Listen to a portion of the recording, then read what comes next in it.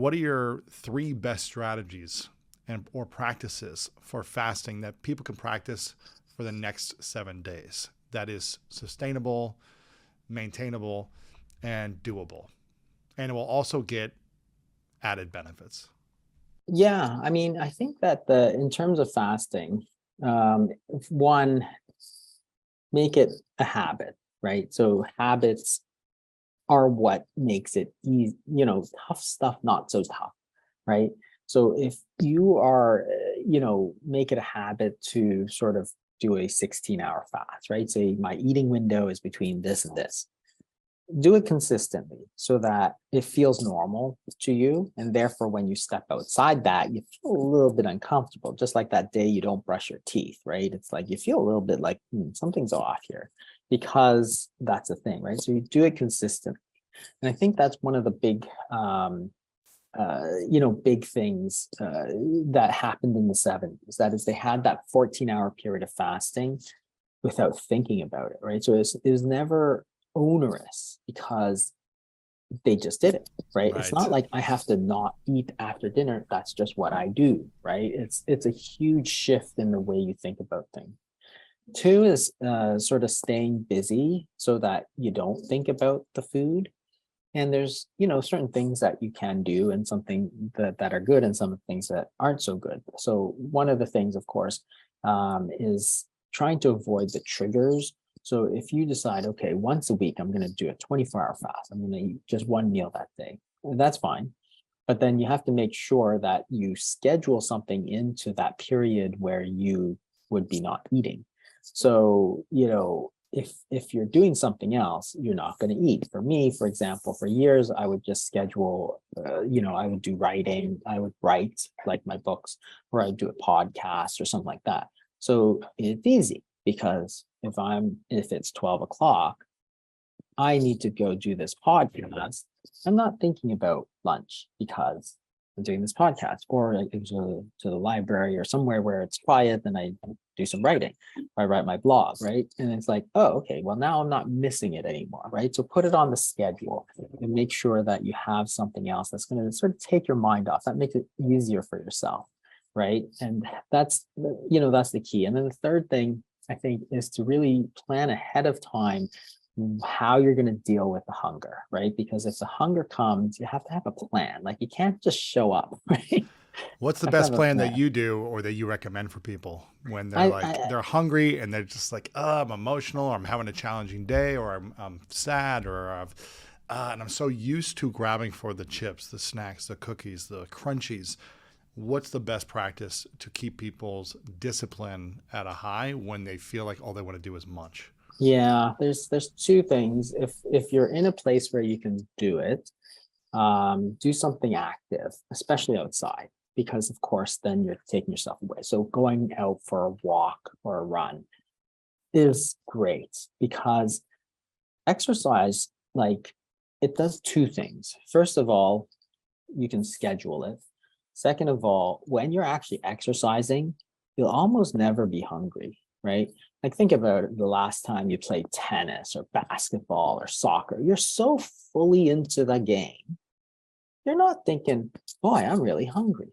Like almost never. Like it almost you almost can't do it, right? Like you've done plenty of stuff. You never think in the middle of a game, boy, I could really use a burger, right? You're thinking, how am I going to score, right? Or whatever you're doing, right? So putting a pickup game of whatever you like to play, right, does wonders because the hunger is going to go away. You're taking the time where you're in the past you would have taken something. So lunch hour, for example, you're taking that time. And three, when you make a plan to play a game of tennis with your friend, you're not going to back out. You're not going to just say, forget it, I'm going to go for a pizza, because you're going to let your friend down. So that keeps you accountable to yourself. So it's like, okay, so once a week, and this is great when people are trying to say lose weight together. It's like, okay, let's figure out what we like to play. Is it, you know, yoga? Is it riding a bicycle? Is it going for a hike? Is it like whatever it is? Let's do it together and let's do it at a time so that we get through this period, right? And that's how we help each other, right? We help each other by doing these sorts of things. And of course, that's sort of the secret of how people fasted in the past. Like you think about groups of people. Now, there's all sorts of religious fasting traditions. So around Lent, for example, around Ramadan, Yom Kippur, whatever it is, there's fasting. Well, literally millions of people are doing it. Why? Because they're doing it together. It's just a lot easier. If your family is not eating, you're a lot less likely to eat because it's just the norm. So, doing things together in a supportive group, that's important. Like it's the way we get things done. We're humans, we're social beings, right? And earlier, you talked about environment and willpower. How does someone develop more willpower or discipline when their environment continually challenges them to stay disciplined? Maybe they don't have the Yeah. ability to remove all the sugary foods, or they're working in an office where they can't say, hey, can we get rid of this stuff? How does someone with a room full of distractions manage to stay disciplined and have willpower? Yeah, that's a tough one because, I don't think, a lot of people think obesity or weight gain is about lack of willpower. But again, I don't think it is. I think it's the change in sort of the norms, that is the eating norms and the environment, which has led in the processed food that has led to that. So if you can't take yourself out of the environment, then you really have to look at alternative ways to, again, you have to plan for it. So if you know that there's going to be something like in the meeting there's going to be food, right, and you don't want to eat because you don't want to gain weight, then you have to decide what are you going to do to sort of counteract that. Maybe you're going to get a tea, right, and then that's all you'll have. So at least you'll have something to sip on, put in your mouth, because you need something in there. It's just like the way people used to, when they stop smoking, they chew gum, right, because Right. you need something in there to take away the sort of thing. So it still takes willpower, but it takes a little less because you're still getting something, right? Or you have to decide, okay, well, how, you have to decide, what am I going to do to sort of minimize, and maybe I'll sit further away from where things are. If you're, sometimes you have these meetings where you're, in an auditorium and the food's at the back, I'll sit at the front so that it's going to be embarrassing for me to get out and get some food because it's going to look so bad, right? Whereas if you're back, you just grab it and then go back to your seat, right? So Sure. so there's ways, but it's really still about trying to figure out how you're going to mitigate those effects of what you're trying to do, because the temptations are always going to be there, right? And you have to realize the foods are made to be tempting. Like nobody's trying to make their foods not appetizing. So Yeah, I feel like it's going to be I mean, I feel like there's so many emotions that tied towards the discipline of eating. With all the marketing yeah, messages, with all the stress that people have, it feels good to eat and consume. It takes away yeah, some of the pain. It takes away some of the emotional challenges that people face. And I can empathize with parents. I'm not a parent, so I can't speak into how it might feel having kids who maybe are a handful, or maybe have a lot of emotional and energy, and it's yeah, hard to manage that. It's hard to manage your job and your relationships and your own health. And so I know a lot of parents probably know what's good for their kids, but they maybe give in sometimes because it's just easier to just give them candy and have some yeah. peace.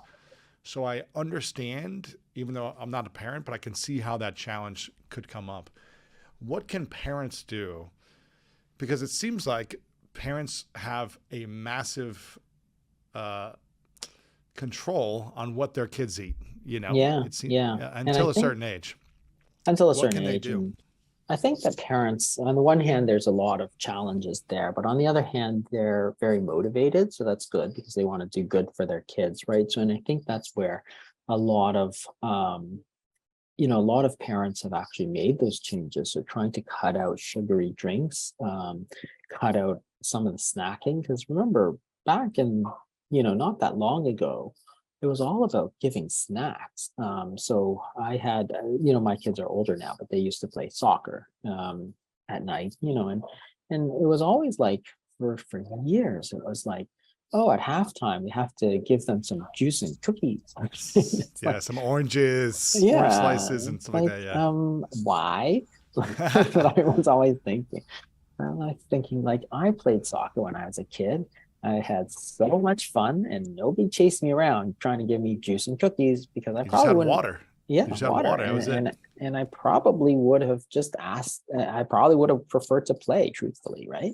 Because it's so much fun, right?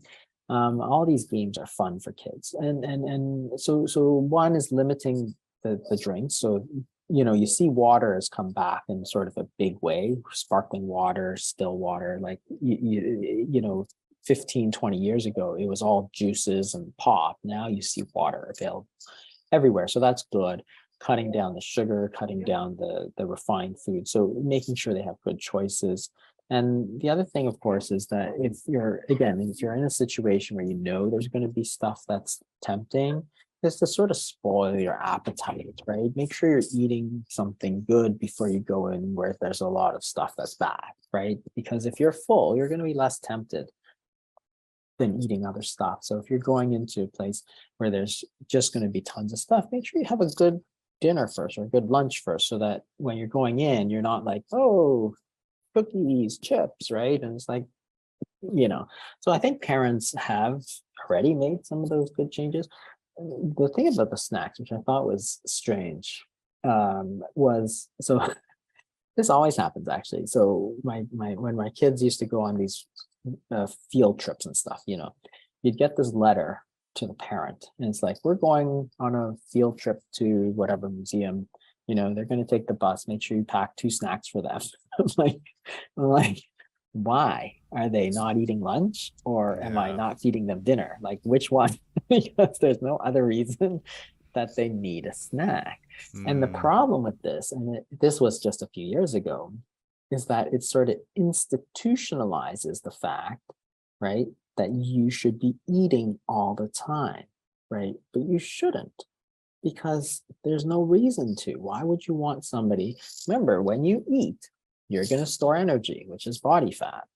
There's no way around it, right? It's calories, especially these refined snacks. Snacks are the worst, actually, because they tend to be refined carbs, because like cookies, because they don't spoil, right? Nobody's packing a piece of salmon for a snack, right? It's like a cookie, right? Or a cracker or something, right? So it institutionalizes the fact to parents and to kids that snacking is a good thing, and that you should eat 2 snacks in between sort of lunch and dinner, and it's healthy for you. But it's not. You really shouldn't, because that's the period of time that you should have been using the energy you ate at lunch. Remember, like, if you wanted an after school snack in the past, in the 70s, and I grew up in the 70s, your mom would say, no, you're going to ruin your dinner, right? right. Want a bedtime snack? No, you should have ate more at dinner, right? And dinner, of course, was the fully cooked meal, home cooked meal. It was the proteins and the fats and the good stuff that you're cooking, that you spent time cooking, not the packaged cookie that you put into the into the snack box. But yeah, it's trying to get back to those basics, and I feel like we don't have to reinvent the wheel. You just have to look back at what we did in the 70s, and you'll get your blueprint for what you're Mm, supposed to be doing. 3 sure. snacks, unprocessed foods, cut the sugar, and make sure you have a period of time at night where you're going to use those calories that you took in during the day. The difference was the environment is very conducive on one side to weight loss by forcing you to not eat. And on the other side, it's just very easy to, right? And this sort of environment means that you can change it. So if you're an office manager, you can say, guess what?